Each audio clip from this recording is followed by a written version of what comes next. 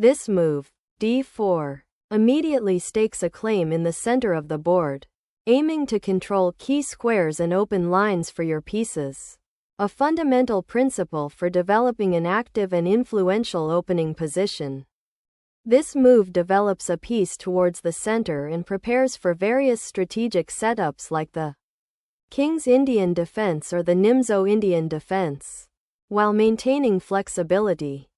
This move, White's c4, is a fundamental step in many Queen's pawn openings, aiming to control central squares and challenge Black's knight on f6, potentially leading to openings like the Queen's Gambit or the Indian defenses depending on Black's response.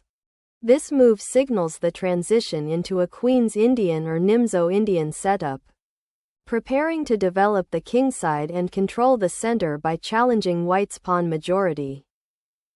This move establishes a solid pawn center and develops a piece, preparing to control the d4 e5 and c4 d5 diagonals, common in Queen's pawn openings and the upcoming Nimzo Indian or Queen's Indian defenses. This move, 3, d5, challenges White's central pawn on c4 and leads into the Queen's Gambit declined, a fundamental opening where Black aims for solid development and equal chances. This move initiates the Queen's Gambit declined, orthodox variation, aiming to pin the knight and potentially disrupt Black's central pawn structure if they choose to capture. This move solidifies Black's pawn structure and prepares to castle, maintaining control of the center while preparing to develop the king's bishop. A typical response in the Queen's Gambit declined. This move reinforces the d4 pawn, prepares to develop the light-squared bishop, and supports the central pawn structure, maintaining flexibility in White's development. Castling kingside securely positions the king and brings the rook into the game. A standard developing maneuver in this Queen's Gambit declined setup. This move prepares to support a central pawn push or to challenge Black's queenside pawn structure, by potentially activating the rook on the open c-file. This move challenges the bishop, forcing White to decide whether to maintain the pin on the knight or exchange pieces, potentially opening lines for Black. This retreat of the bishop maintains tension on the queenside and prepares for potential queenside expansion while keeping the e4 square defended indirectly.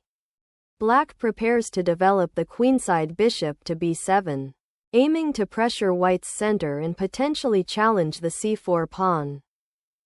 This pawn exchange opens the c-file for White's rook and prepares to challenge Black's central pawn structure.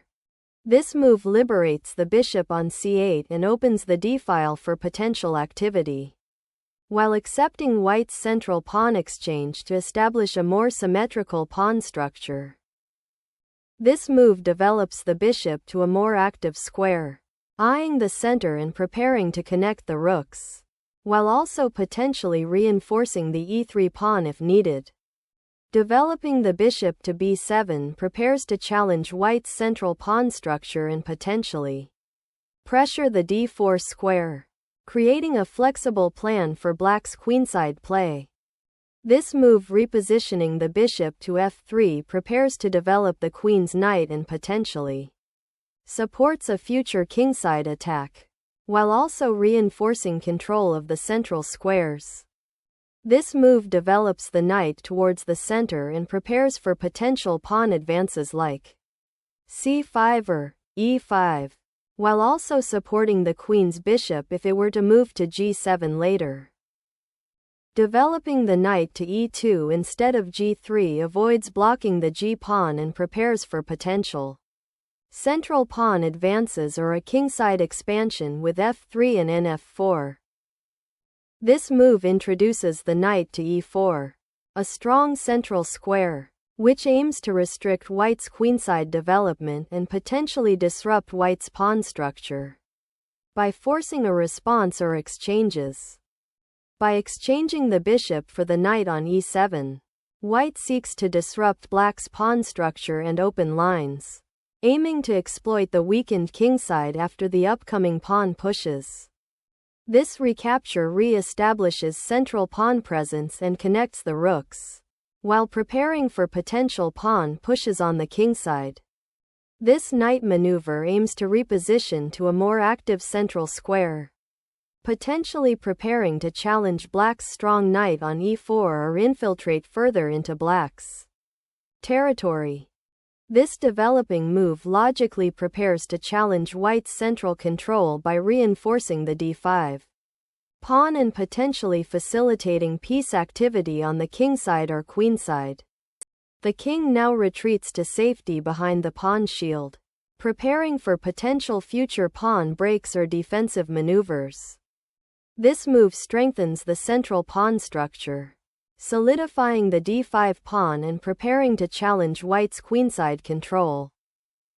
This move prepares to reposition the queen to a more active square, potentially supporting a kingside attack or reinforcing the central control while eyeing the c-file. This move correctly repositions the rook to the semi-open e-file, preparing for potential central pawn breaks and increasing pressure on white's kingside if the e-file fully opens. Developing the rook to the d-file reinforces central control and prepares for potential pawn pushes or exchanges on that important file, while also connecting the rooks for future operations. This move logically supports the central pawn and prepares to contest the open c-file, a common strategic battleground in this type of queen's gambit decline structure. The move Ka4 initiates a positional threat of attacking the c6 pawn after prophylaxis on the queenside, aiming to exploit black's slightly passive structure. This move sacrifices material to open the f-file for your rook and disrupt white's kingside structure, aiming to create dynamic counterplay despite the material deficit. This move repositions the rook from the potentially vulnerable first rank to the central e-file, supporting the pawn and preparing to contest control of the open file. This move creates an immediate tactical threat by attacking white's queen, forcing a response and potentially gaining time or improving black's piece activity in the center. This move vacates the d1 square for potential future rook activity and simultaneously targets black's queenside pawn structure. This move activates the knight, aiming to contest the key e4 square and potentially disrupt white's coordination after recapturing the pawn. This exchange of knights simplifies the position and removes a potentially active black knight, aiming to improve white's pawn structure and create more space on the queenside for future operations. This pawn capture on e4 resolves black's doubled pawn issue and opens the d-file for white, potentially creating imbalances that will define the middle game. This move repositions the bishop to a more active square where it supports potential pawn advances and avoids being passively blocked by black's pieces. This move prepares to challenge white's queenside pawn majority by creating potential play on the queenside and supporting the advance of the b-pawn. White initiates a pawn break on the queenside with a4, aiming to open lines against black's structure and potentially create a passed pawn on the b-file. This move boldly challenges white's queenside pawn structure, aiming to create dynamic counterplay by opening lines and potentially liberating black's pieces. This pawn grab is a double-edged sword, opening the a-file but potentially overextending and creating weaknesses on the queenside. This recapture on b5 opens the a-file for white's rook and aims to exploit black's potentially weak doubled c-pawns, while also creating a passed pawn for white on the queenside. This exchange of pawns opens the d-file for white's rook and prepares to challenge black's central pawn majority. This move recaptures the pawn and repositions the rook onto the open c-file, contesting control and preparing to activate the piece in the ensuing central pawn tension. This move repositions the bishop to a more active square, aiming to put pressure on black's queenside pawns and control the crucial light squares that black recently opened up. This move initiates a dangerous knight sortie, directly threatening white's kingside and potentially creating tactical opportunities for black's pieces, exploiting the open diagonals and white's slightly exposed king. This move, QB6, relocates the queen to a more active square, attacking black's advanced pawn on b5 and also eyeing the f6 knight, which is currently defended only by the d7 pawn. This move repositions the rook to the more active c8 square, reinforcing the c-file and preparing to contest white's queenside pressure while also offering potential counterplay on the d-file. This move repositions the rook to an active file, supporting the advance of the d-pawn and potentially preparing to challenge black's control of the c-file. This exchange on the c-file opens lines for both players, and black's recapture here with the rook is natural, aiming to maintain activity and contest the now open central file. This recapture on c1 reopens the c-file for white's rook, establishing central control and creating potential pressure against black's queenside pawns. This move reactivates the rook on the open c-file, ready to challenge white's control and contest the important central squares. This exchange of rooks on the c-file resolves the tension, leading to a simplified endgame where the passed pawn on the queenside will become a significant factor. After the exchange of rooks, recapturing with the bishop on c8 is a natural developing move, reinforcing the center and preparing to challenge white's queen's control of the a4-e8 diagonal. This move, h3, aims to prevent black's g4 knight from further advancing or harassing white's pieces, specifically the f2 pawn or the potentially vulnerable kingside structure after the rook exchange. This knight move is a tactical retreat to safety, allowing black to regroup and consider options for their pawns and remaining pieces after the exchange of rooks.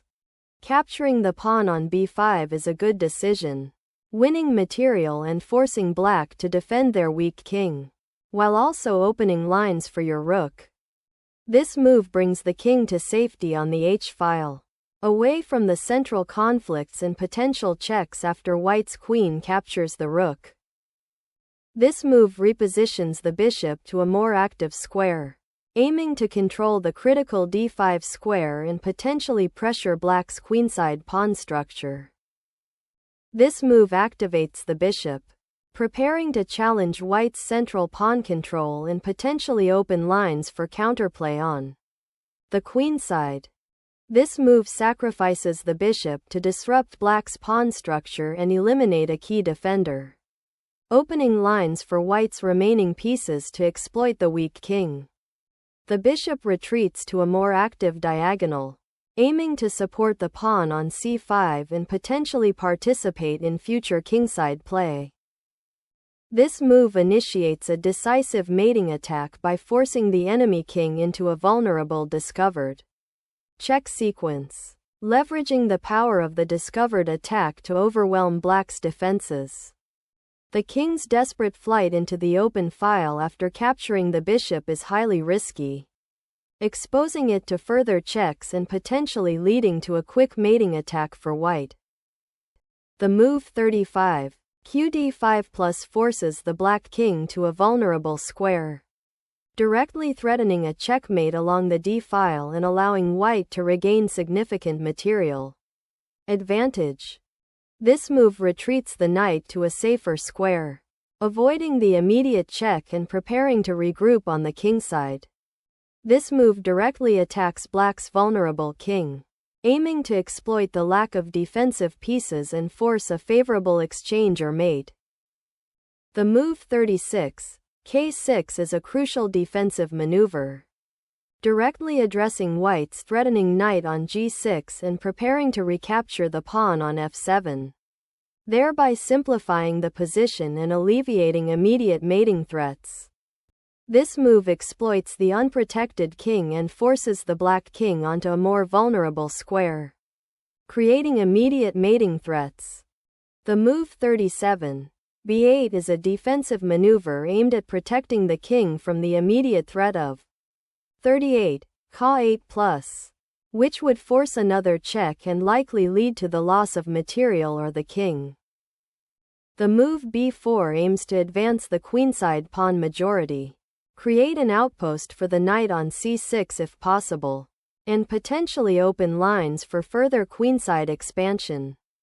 The knight's retreat to d6 repositions it to potentially defend the weak pawn on e6 and to contest the strong central square d5, while also preparing to sortie towards the kingside if an opportunity arises. This move reroutes the knight to a more active square, aiming to support the pawn on b4 and potentially create threats on the kingside later. This move aims to disrupt white's queenside initiative by targeting the b2 pawn and creating potential threats against the white king, while also preparing to reposition the queen to a more active square. The queen's return to a7 activates the piece on the queenside, prepares to contest the open a file, and potentially supports a future advance of the b-pawn, while also keeping an eye on the weakened kingside. This move repositions the knight to a more active square, aiming to contest the crucial central squares and potentially support an advance of the queenside pawns, while also defending the vulnerable f7 pawn.